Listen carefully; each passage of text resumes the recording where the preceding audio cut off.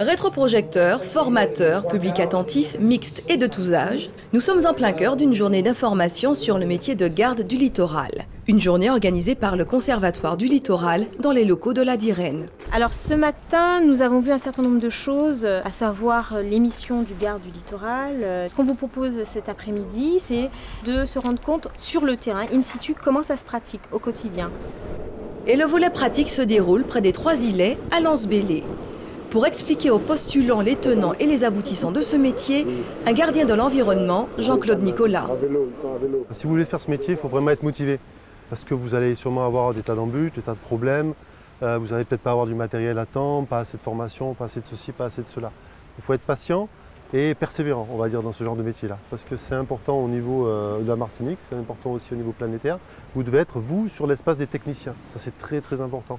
C'est-à-dire que vous vous basez sur des connaissances techniques, scientifiques précises et vous êtes des conseillers auprès de vos supérieurs hiérarchiques, auprès des élus. Voilà, ce n'est pas une randonnée, ce n'est pas une course de vitesse que vous allez faire dans votre métier.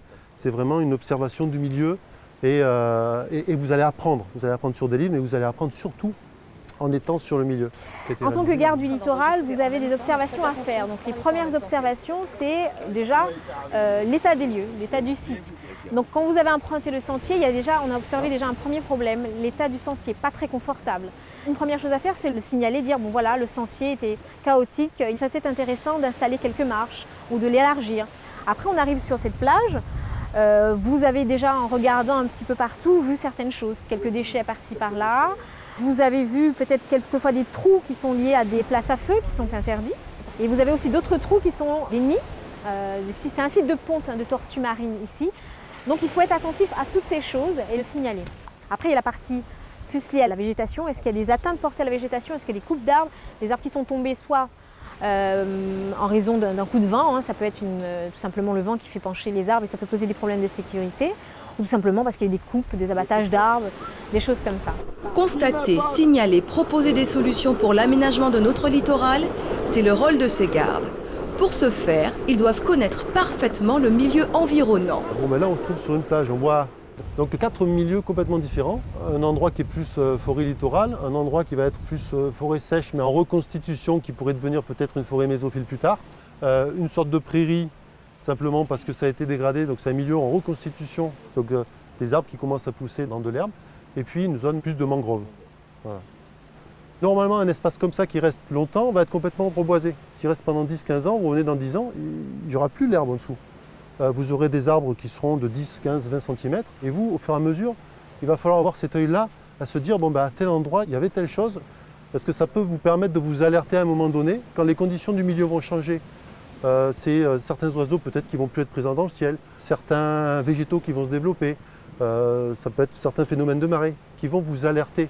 Et à ce moment-là, après, vous allez chercher. Chercher pourquoi. Alors peut-être qu'il n'y a pas de problème particulier, mais des fois ça peut être grave. En effet, le plus léger changement dans la nature, animale ou végétale, peut avoir des conséquences à plus ou moins grande échelle sur les populations. En les signalant, le garde du littoral devient en quelque sorte le garant du maintien de cet équilibre naturel. Il y a quelques années, on avait fait le constat qu'il y avait beaucoup d'animaux sur certains quartiers qui mouraient, mais en quantité. Et une fois, une maison, je crois qu'on avait 10 oiseaux morts dans la même maison, et puis tout le quartier dans le même état. Et en fait, quand on s'est rendu compte que c'était une espèce introduite qui détruisait ces animaux, ce qu'on a vu, c'est que 3 semaines après, dans le même quartier, il y a eu une invasion de moustiques. Simplement parce que l'anolis, le crapaud, la grenouille consomment d'autres éléments. S'il n'y a plus de prédateurs pour ces animaux-là, notamment les moustiques, ça explose au niveau démographique. Donc le risque sanitaire pour la population explose. Simplement en protégeant ces animaux-là, ils nous rendent un service énorme, puisqu'ils nous évitent d'attraper certaines maladies, dont la dengue. C'est à l'issue d'une formation à caractère juridique que le garde sera missionné par le Conservatoire du littoral. Mais au-delà du métier, de ses compétences techniques, scientifiques et humaines, être garde relève de la vocation. À ce jour, la Martinique ne compte qu'une dizaine de gardes du littoral.